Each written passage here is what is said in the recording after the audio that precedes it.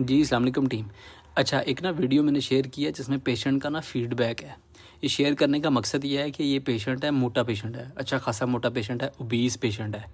इसके ना बैठे-बैठे हाथ-पाँव सूज जाते हैं, इसको पेन निकलना शुरू हो जाएगी। अक्सर ये आके मुझे कहता है कि डॉक्टर साहब जोड़ में गर्मी है। अब एक आता है यूरिक एसिड का अटैक, जिसे फ्लेयर कहते हैं। यूरिक एसिड का फ्लेयर हो गया है, गाउट का अटैक हो गया है। वो 2 से 3 वीक लेता है जाते हुए। अक्सर आपने देखा होगा यूरिक एसिड वालों की टांगें सूजी हुई हैं, पाँव सूजा हुआ है, हाथ के जोड़ सूजे हुए हैं। हर विजिट पे आके आपको बताएगा कि अब सूजन कम हुई है, वो 1-2 वीक ले जाता है। इसको स्वेलिंग आती है, पेन आती है और फिर चली जाती है।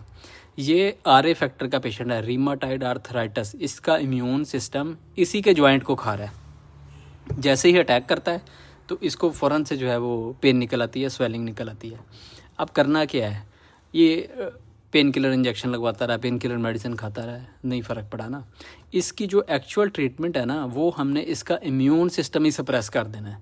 तो इम्यून सिस्टम सप्रेस करने के लिए सबसे अच्छी दवाई क्या है? Methylprednisolone, corticosteroid, dexamethasone. Methylprednisolone available नहीं है तो डेक्सामेथासोन हमारे पास बेस्ट ऑप्शन है। अब देखो, हमें पता लग गया कि ये मसला इम्यून सिस्टम की वजह से है। तो इम्यून सिस्टम को सप्रेस करने के लिए जो डेक्सा की डोज़ है, वो नॉर्मल जो आप डोज़ लगा रहे हैं उससे आपने ज़्यादा देनी है, लेकिन विद कॉशन देनी है। पेशेंट का वेट देखना है, पेशेंट का ब्लड प्रेशर देखना है, उसके बाद आपने लगाना है। अब इसको मैंने क्या दिया है, एक डाइक्लो है, एक डेक्सा है, एक सिरिंज के अंदर। दूसरी सिरिंज के अंदर एक न्यूरो है और एक डेक्सा है।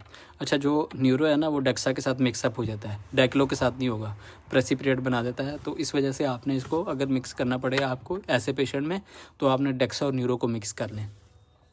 अब नॉर्मल से डबल डोज है, 16 मिलीग्राम डेक्सामेथासोन हो गया। अब जब 16 मिलीग्राम डेक्सामेथासोन पेशेंट को लगेगा तो इसका इम्यून सिस्टम फ़ौरन से सप्रेस हो जाएगा।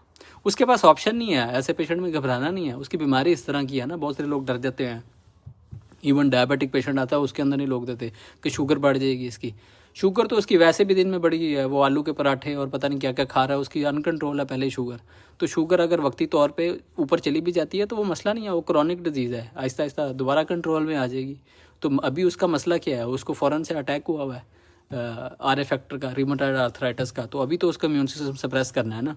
तो इस तरह के पेशेंट को देख लिया करें पहले ना, उसकी नीड क्या है। अब अगर आर ए का फैक्टर है, ऑस्टियोआर्थराइटिस है जो कि फीमेल में होती है, तो वहाँ पे मस्ट चाहिए कॉर्टिकोस्टेरॉइड। डरा ना करें पेशेंट को, उसकी वो वहाँ पे ट्रीटमेंट बनती है कॉर्टिकोस्टेरॉइड, उसको देना है और उसको फ़र्क पड़ेगा।